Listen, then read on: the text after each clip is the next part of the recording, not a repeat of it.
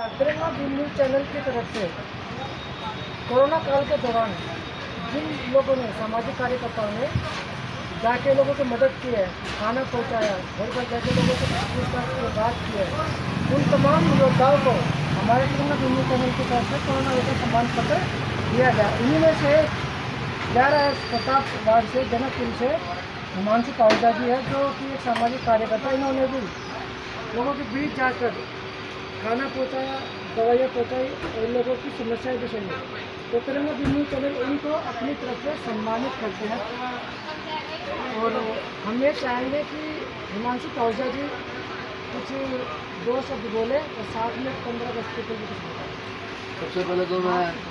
सबसे पहले तो मैं विजय पुनिया जी का धन्यवाद करता हूँ, जिन्होंने मुझे काबिल समझा और इस पुरस्कार के लिए सम्मानित करा। तो अब आप सबको पता है कि ये बढ़ती महामारी है और ये हम सबका कर्तव्य और कर्म है कि हमें इस महामारी में जितनी जन सेवा हम कर सकें हमें करनी चाहिए। और आशा करता हूँ आप लोग भी कोई ज़रूरतमंद आपको दिखे उसकी सेवा करें, उसकी मदद करें।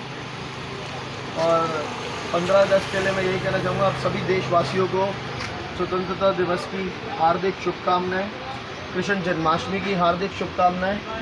धन्यवाद। नमस्कार, मैं विजय कुमार पुनिया तिरंगा बीम न्यूज़ चैनल से आपका हमारे चैनल में बहुत ही बढ़िया तरीके से स्वागत है।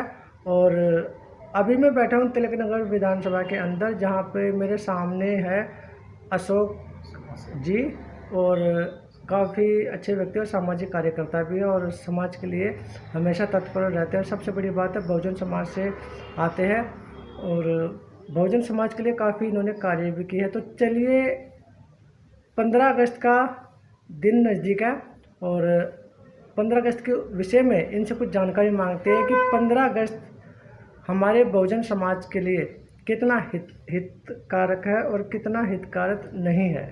सर बताइए। आपका विजय पुनिया जी बहुत बहुत धन्यवाद। आज आज़ादी जो 15 अगस्त 1945 को हमें मिली थी उसके लिए आप मेरे पास आए हैं कि कुछ अपने विचार रखें। तो मैं इतना ही कहना चाहूँगा कि आज़ादी हमें मिली थी हमारे ऊपर अंग्रेज़ों की जो हमारे ऊपर राज था उसको छुटकारा पाने के लिए हमें आज़ादी मिली थी। लेकिन हकीकत में आज़ादी जिन लोगों को नहीं चाहिए थी उन्हीं को आज़ादी मिली। जिनको आज़ादी हकीकत में मिलनी चाहिए थी उन लोगों को आज तक भी आज़ादी नहीं मिली। और जिनको आज़ादी मिली वो नेता लोग हैं, बड़े बड़े उद्योगपति हैं, बड़े बड़े लोग हैं जो आज भी हमारे देश की जो आधी जनसंख्या है उसी पे राज कर रहे हैं। इस देश में जिनको रोटी नहीं है खाने को, पढ़ाई के लिए स्कूल नहीं है, दवाई के लिए अस्पताल नहीं है, उनको आज़ादी क्या मतलब उस आज़ादी का।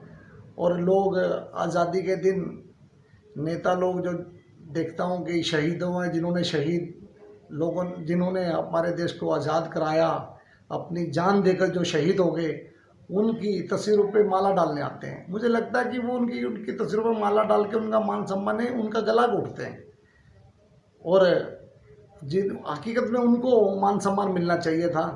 तो मुझे नहीं लगता कि हमारे जो बहुजन समाज के लोग हैं या दबे कुचले वंचित समाज के लोग हैं कि उनको कुछ खास फर्क पड़ा है।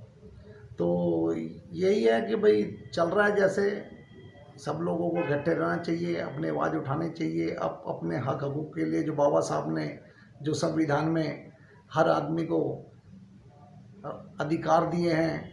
हकीकत में तो आज़ादी बाबा साहब के संविधान की वजह से मिली, लेकिन उनके संविधान के अनुसार कुछ भी नहीं किसी को मिला। तो मैं नहीं समझता कि अभी आज़ादी का कोई मूल्य हमारे बीच में है। यही मेरा कहना है। और जो 5 अगस्त को अयोध्या के अंदर जो भूमि पूजन हुआ था उसमें हमारे बहुजन समाज के तकरीबन सभी लोगों ने सहयोग भी किया और अपने घर पे दिए भी जलाए। कोई संदेश दीजिए ताकि बहुजन समाज ये समझे कि दिए जलाना राम के लिए या हिंदुत्व के लिए दिए जलाने या बाबा साहब के दिए जलाने चाहिए। दोनों में से किसके लिए दिए जलाना ठीक रहेगा? देखिए, कोई भी आदमी किसी भी धर्म का हो, और ये संविधान में भी लिखा है कि इस देश में सभी धर्म, जिसका कोई भी अपना धर्म मान सकता है। और धर्म को मानना उसका आस्था का सवाल है। कोई राम को माने, कोई रहीम को माने, वो अलग है। लेकिन बाबा साहब इस देश के निर्माता, बहुजन के नायक, उनके आदर्श, उनके भगवान रहे हैं। तो रही राम मंदिर की बात, कि वो उनके जिनकी आस्था है वो दिए जलाएं, वो पूजा करें, वो अलग बात है। लेकिन बाबा साहब की जो बात है, बाबा साहब की मैं तो कहता हूँ बात, बाबा साहब को ना माने लेकिन बाबा साहब की बातों को जरूर माने, तभी बहुजन समाज का भला हो सकता है, तभी बहुजन समाज के लिए राम राज्य आ सकता है। तो ये राम मंदिर की बात तो वो अलग है, आस्था का मुद्दा है। इस पे तो मैं नहीं जानता कोई चर्चा करने के लिए कुछ विशेष को बात करी जाए।